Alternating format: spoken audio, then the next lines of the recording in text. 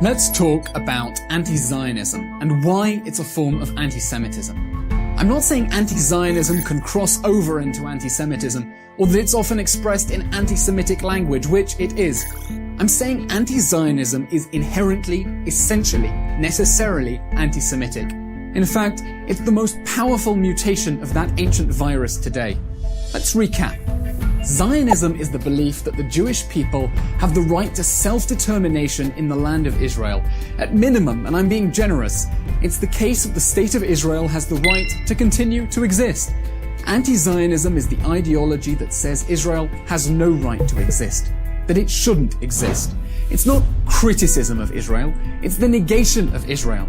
Applied practically, anti-Zionism is the movement that strives to use political, economic and moral pressure to wipe the Jewish nation-state off the map and replace it with what would inevitably be an Arab-majority Palestine. So why is anti-Zionism a manifestation of anti-Semitism? 1.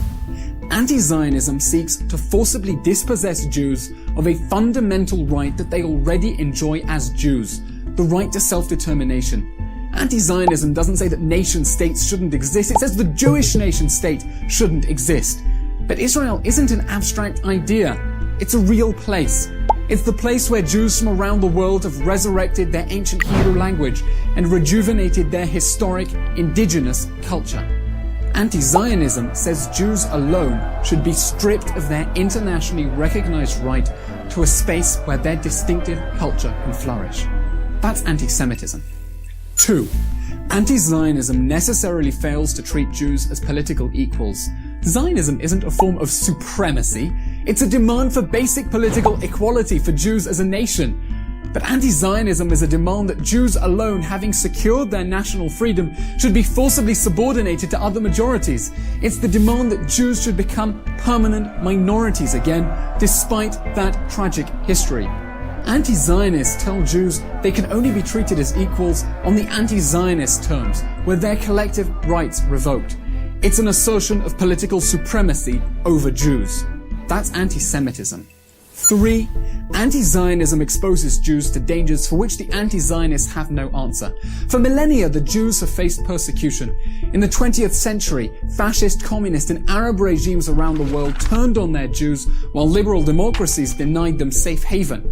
Most Jews realized that the best or only way to survive was to take responsibility for their own fate, to build their own democratic state. That's Zionism. It brought Jews to their ancient homeland from countries in which they weren't wanted. Anti-Zionism says the Jews aren't wanted in Israel either and can't be the guarantors of their own existence there. But if Israel were to disappear, the Jewish people would lose their most successful self-defense mechanism ever. Anti-Zionism necessarily disregards the beliefs, the agency, and the aspirations of most of the world's Jews.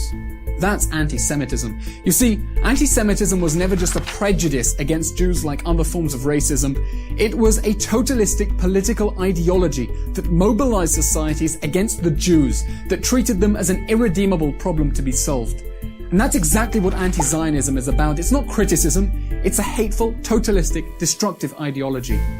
Zionism was born as a revolutionary movement to breathe life into the Jewish people. The founder of the anti-Israel BDS movement says he favors Israel's euthanasia. Choose Zionism. Choose life.